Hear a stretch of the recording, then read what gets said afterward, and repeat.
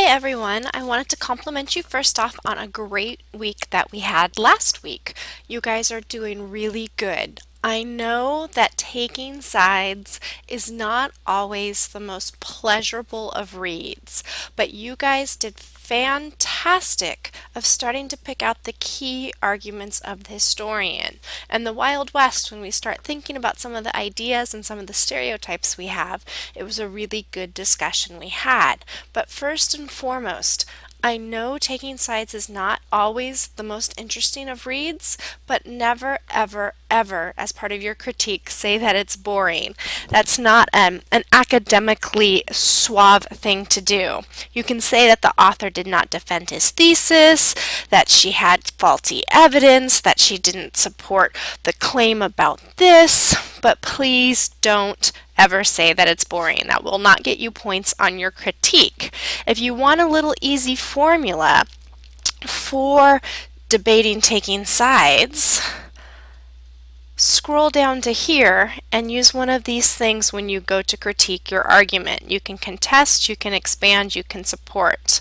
In addition, I think Cartwright had a good point when he said, please clarify what you meant about Dijkstra when he said this. These are all things that you can use to help get you a very, very good critique. We want to move away from a simple critique to something that's very, very analytical. Taking sides is tough. It's going to take you a while to get through the first couple of readings. Some people spend multiple hours, but this is such a necessary skill for you to have to be successful in college and in life. You're going to get all sorts of specialized readings, and if you understand how to go about reading different types of texts, then you're going to be able to keep going on further in your college career, but also understand things that life hits you with. For example, a legal document, property taxes, things like that. Texts that are specialized. We need to learn as a society, and especially as college students, how to read it to get onto that next level. There is a tendency to copy outlines. This is an honor system class. There are academic guidelines for cheating. I do not want you guys emailing each other and passing around information. The only way you're going to become successful at academic reading is if you actually try to academically read hard texts. So it's in your best interest to really practice this, play with it, and do it yourself. You get nowhere if you are taking the easy way out. A couple of things to use and to keep in mind to help you as you read academic texts is that all history reading is a map. You are going to have a thesis. The thesis is the major argument. So when you're searching and taking sides, find that sentence that best summarizes the whole entire point of the essay. And remember, do not use the issue summary at the beginning of the Taking Sides chapter. You want to go to each historian, find their individual thesis, and directly quote it when you are doing your outline. You cannot read scholarly material as you would read material for pleasure. You don't also have the time to keep reading this information, so when you are reading Taking Sides, you want to do what I call gutting it. You want to quickly and determine the important parts of the piece that you have to read. You're going to always want to read the first 2 pages of the selection and the last 2 pages of the selection. In fact, when I read Taking Sides, I read the first 2 pages of the author's argument and I read the last 2 pages of the author's argument before I do anything else. In my lecture this week, I gave you a bunch of key words that you should look for as you read, such words as analyzing the evidence or turning the argument. So kind of look for some of those keywords that are going to tell you something important is going to come up. If you get really, really struck, look just specifically at each topic sentence in the paragraphs to see what the author is going to do.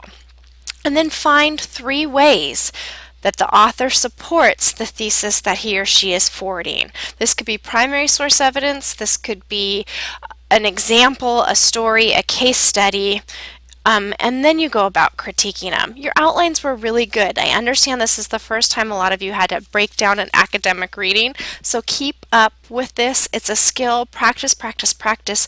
Do it yourself and you will be highly successful. Keep at it, keep at it, keep at it, and you are going to get good. The discussion's already started to take off, but note that in the discussion, if you just simply agreed with someone or brought up a point that necessarily didn't connect to the argument that the historians were going to make, you are not going to get as much points as if you would talk about the evidence, analyze the faults, analyze the strengths, and keep tying it back to what the two historians were going to say.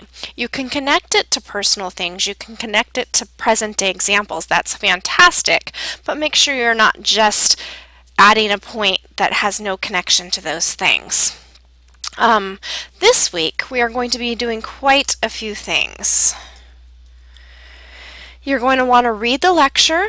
Here's an optional poll that you can take. Taking sides reading is hard, a bit overwhelming, just right. You simply click on the choice and it lets you know where everybody else in the class is at, so you don't feel quite so alone. You are going to do another 2 taking sides readings this week, 2 voice threads, primary source discussions, and remember on the voice threads, sorry, my computer's loading. You want to respond to 2 think about it slides. So one slide you would respond, and then you would go to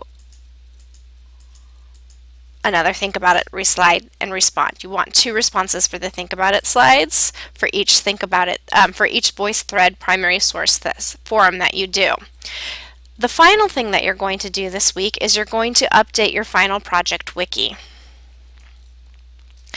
Please read this and go through it. A lot of students don't quite understand how to paraphrase or what is considered common knowledge. I try to give you a short video, one's 3 minutes, another's 8 minutes, and a great little tutorial from San Jose State.